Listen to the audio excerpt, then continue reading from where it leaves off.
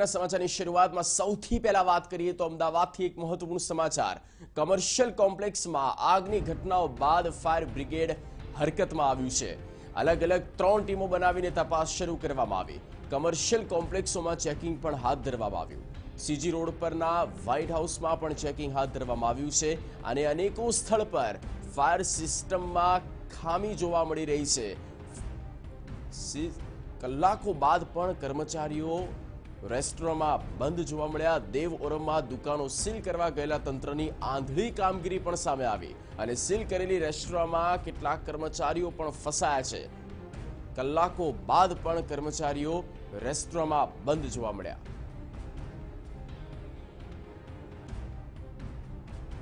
Seal કરેલી રેસ્ટોરન્ટમાં તમામ જે કર્મચારીઓ છે તેઓ ફસાયા છે। કલાકો બાદ પણ કર્મચારીઓ ત્યાં બંધ અવસ્થામાં છે। દેવ ઓરમમાં દુકાનો સીલ કરવા જે ગયા હતા કર્મચારીઓ તેને લઈને તંત્રની ઉદાસીન અને આંધળી કાર્યવાહી પણ સામે આવી છે।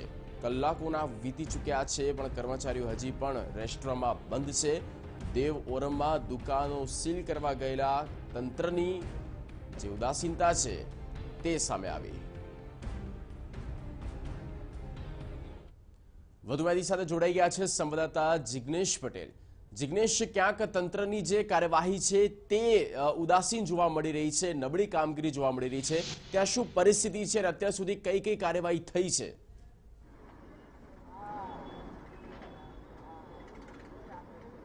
जगदीश स्पष्ट बाबत है कि જ્યારે देव ओरम बिल्डिंग में आग लगी त्यारे तुरंत ज एस्टेट विभाग द्वारा सीलिंग की कार्यवाही हाथ धरवामां आवी, जेमां 48 जेटली दुकानों અને 280 જેટલી ઓફિસ સીલ કરવામાં આવી છે। મહત્વપૂર્ણ બાબત અહીં જગદીશ એ છે કે આ એક રેસ્ટોરન્ટ સીલ કરવામાં આવી છે। રેસ્ટોરન્ટની અંદર કેટલાક વ્યક્તિઓ રાત્રિ દરમિયાન રોકાયા હતા, તે અંદર આરામ કરી રહ્યા હતા અને તેમ છતાં આ રેસ્ટોરન્ટને સીલ કરી દેવામાં આવી છે। મહત્વપૂર્ણ બાબત જગદીશ એ છે કે અણધડ વહીવટ કોર્પોરેશનનો કહી શકાય, એસ્ટેટ વિભાગ દ્વારા કોઈ પણ પ્રકારે ચકાસણી કરવામાં આવતી નથી અને અણધડ આયોજન रीते तेओए सीलिंग नी प्रक्रिया हाथ धरी हती। साथे ज मारी बीजी तरफ जोए तो अनेक दुकानों सील करवामां आवी छे के जेमां कोई पण प्रकारे कोई दुकानदार ने के ऑफिसना मालिक ने जाण अगाउथी करवामां आवी न हती, एटले के रोष केटलेक अंशे जोवा मळी रह्यो छे।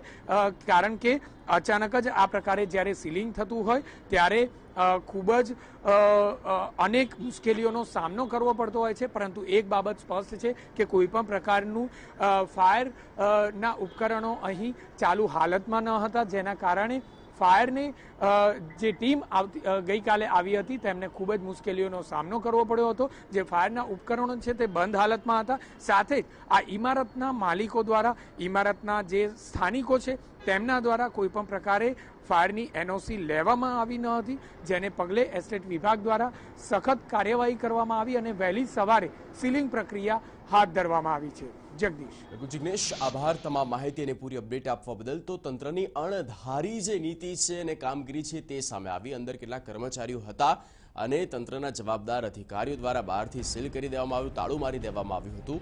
અનેકો કર્મચારી હજી પણ રેસ્ટોરન્ટમાં બંધ છે અને ત્યાં ફસાઈ ગયા છે।